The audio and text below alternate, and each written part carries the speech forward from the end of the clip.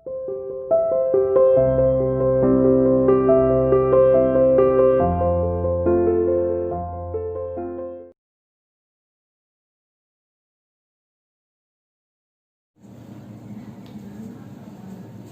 to CR International Online Classes. Hello students, how are you?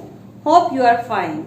बेटा हम अपना geography का चैप्टर नंबर 5 कर रहे थे जल, और हमने इसके 13 क्वेश्चंस कर लिए थे. ठीक है बेटा, आज हम इसका क्वेश्चन नंबर 14 करेंगे, जो कि क्या है, लघु ज्वार भाटा व बृहत ज्वार भाटा कैसे आते हैं. कि लघु ज्वार भाटा जो निम्न ऊंचे कम ऊंचे उठते हैं और बृहत जो ज्यादा ऊंचे उठते हैं, ये ज्वार कैसे आते हैं. तो देखिए बेटा, बृहत ज्वार भाटा पूर्णिमा एवं अमावस्या के दिन, पूर्णिमा और अमावस्या के दिन, पूर्णिमा मतलब जिस दिन पूरा चांद निकलता है, और अमावस्या मतलब जिस दिन चांद निकलता ही नहीं है.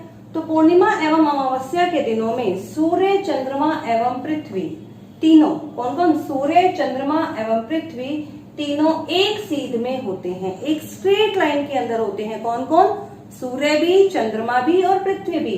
और इस समय सबसे ऊंचे ज्वार आते हैं. तो ऊंचे ज्वार उठते हैं और इन्हें ही हम बृहत ज्वार भाटा कहते हैं. तो देखिए बेटा, ये सूर्य, चंद्रमा और पृथ्वी तीनों एक सीध में कैसे होते हैं, सूर्य, चंद्रमा और पृथ्वी. ऐसे भी हो सकते हैं, या सूर्य, पृथ्वी या चंद्रमा, मतलब पृथ्वी सेंटर में भी हो सकती है या फिर चंद्रमा भी सेंटर में हो सकता है. लेकिन हमें ये तीनों एक साथ स्ट्रेट लाइन में चाहिए, तभी हमारे जो ज्वार हैं वो ऊंचे उठते हैं और जिन्हें हम बृहत ज्वार भाटा कहते हैं. आगे देखिए बेटा, लघु ज्वार भाटा. लघु ज्वार भाटा जब चांद अपने प्रथम व अंतिम चतुर्थांश में होता है. प्रथम एवं अंतिम चतुर्थांश. प्रथम चतुर्थांश मतलब चंद्रमा का पहला 1/4 पार्ट कब बनेगा, जब अमावस्या आएगी और अमावस्या के बाद नया चंद्रमा बनना स्टार्ट होगा. तो नया चंद्रमा धीरे धीरे जब बड़ा होता जाएगा और वो 1/4 पार्ट बन जाएगा, कितना, आधे का भी आधा. ठीक है, तो वो तो हो गया उसका प्रथम चतुर्थांश. और अंतिम चतुर्थांश कब, जब पूर्णिमा में पूरा चांद हो जाएगा धीरे धीरे बढ़ते हुए, और फिर पूर्णिमा के बाद जब चांद घटना शुरू होगा और घटते घटते जब वो फिर 1/4 पार्ट रह जाएगा, आधे का भी आधा, तो वो होगा उसका अंतिम चतुर्थांश. ठीक है, तो जब चांद अपने प्रथम एवं अंतिम चतुर्थांश में होता है, तब सूर्य और चंद्रमा मिलकर पृथ्वी के केंद्र से 90 डिग्री का कोण बनाते हैं. पृथ्वी के केंद्र से, पृथ्वी के केंद्र से 90 डिग्री का कोण बनाते हैं. ठीक है, इस समय निम्न ज्वार आते हैं, मतलब सूर्य अलग डायरेक्शन से पृथ्वी पर बल लगा रहा है और चंद्रमा अलग, तो पृथ्वी भी विपरीत बल लगाती है, जिसके कारण ज्वार ज्यादा ऊंचे नहीं उठते, नीचे ही रह जाते हैं. इन्हें हम लघु ज्वार भाटा कहते हैं. देखिए, सूर्य और चंद्रमा इन दोनों ने मिलकर 90 का एंगल बनाया. पृथ्वी के केंद्र से 90 डिग्री पर सूर्य भी और चंद्रमा भी. ठीक है, तो इसे हम क्या कहते हैं, लघु ज्वार. जब ये स्ट्रेट लाइन में होते हैं तो ज्वार ऊंचे आते हैं, जिन्हें हम बृहत ज्वार कहते हैं. लेकिन जब पृथ्वी सेंटर में हो और सूर्य और चंद्रमा मिलकर 90 डिग्री का कोण बनाए, तब ज्वार जो है वो कम ऊंचे उठते हैं और उन्हें हम लघु ज्वार कहते हैं. देखिए बेटा, प्रश्न नंबर 15, हम विश्व जल दिवस कब मनाते हैं. तो बेटा, विश्व जल दिवस जो है वो 22 मार्च को मनाया जाता है. कब मनाते हैं बेटे, 22 मार्च को. ज्वार भाटा हमारे लिए महत्वपूर्ण कैसे हैं, क्या इंपॉर्टेंस है हमारे लिए ज्वार भाटा की. बेटा देखिए, ज्वार भाटा हमारे लिए महत्वपूर्ण है क्योंकि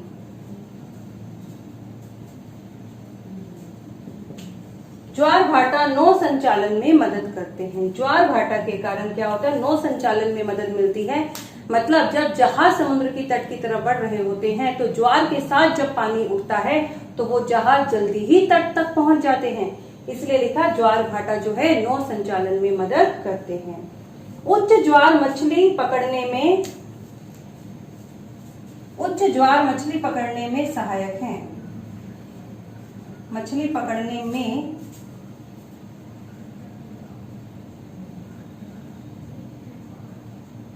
सहायक हैं. मतलब ऊंचे ज्वार के कारण क्या होता है बेटे, जब ऊंचे ज्वार उठते हैं तो जब ज्वार के साथ पानी ऊपर की तरफ उठता है तो समुद्र से बहुत सारी मछलियां, भरपूर मात्रा में जो मछली है वो तट के नजदीक आ जाती हैं, जिसके कारण मछुआरे उन्हें आसानी से पकड़ लेते हैं।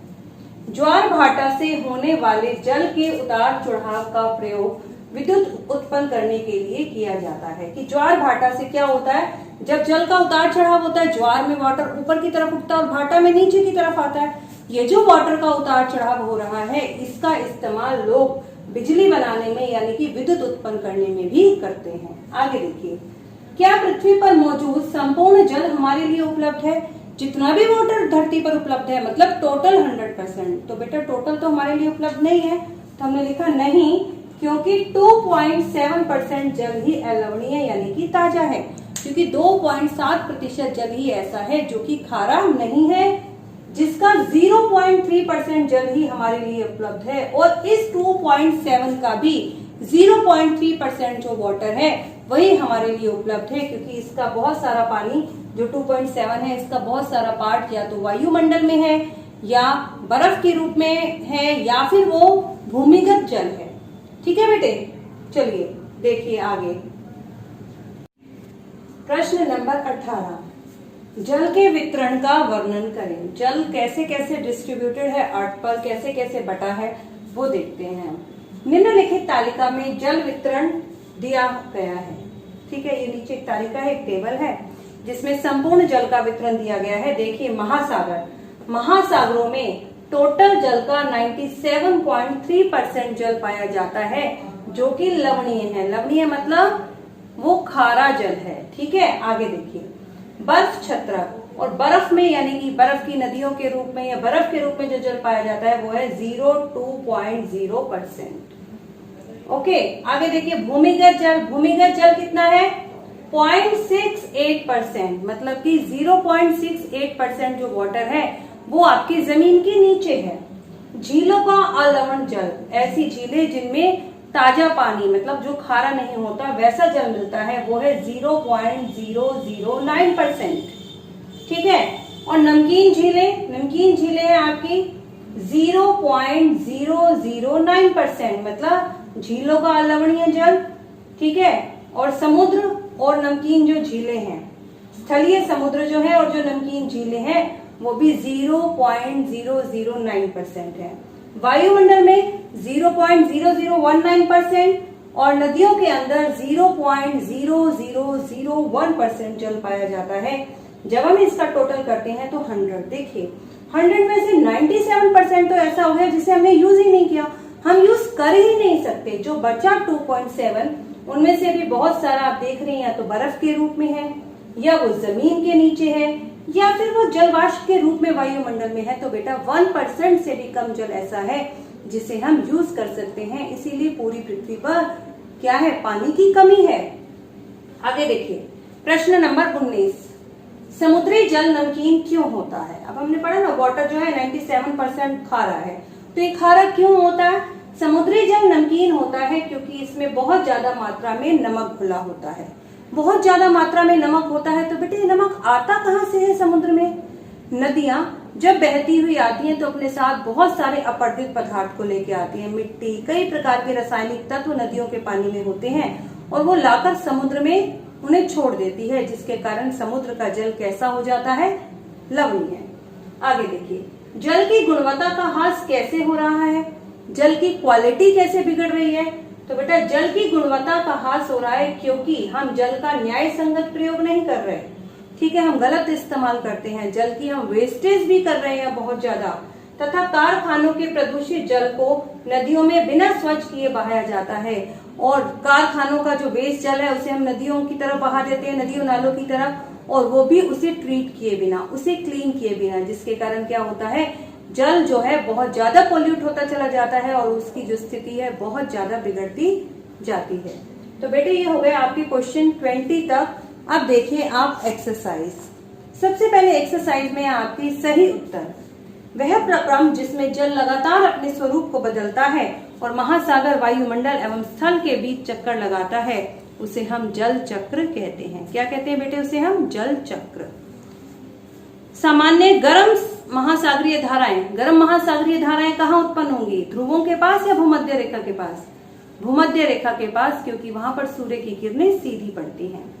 दिन में 2 बार नियम से महासागरीय जल का उठना एवं गिरना, 2 बार नियम से ऊपर उठ रहा है और गिर रहा है, क्या होगा? वो ज्वार भाटा। क्या होगा बेटे इसका आंसर? ज्वार भाटा। मैचअप देखिए, कैस्पियन सागर क्या है? ये विशालतम झील। ज्वार भाटा जल में आवधिक उतार चढ़ाव, जो एक अवधि के बाद जल के अंदर उतार और चढ़ाव आता है, उसे ज्वार भाटा कहा जाता है। सुनामी क्या है? तीव्र भूकंपीय तरंगे, बहुत जोर की जो भूकंपीय तरंगे आती हैं जिसके कारण सुनामी आता है समुद्र की सतह के नीचे।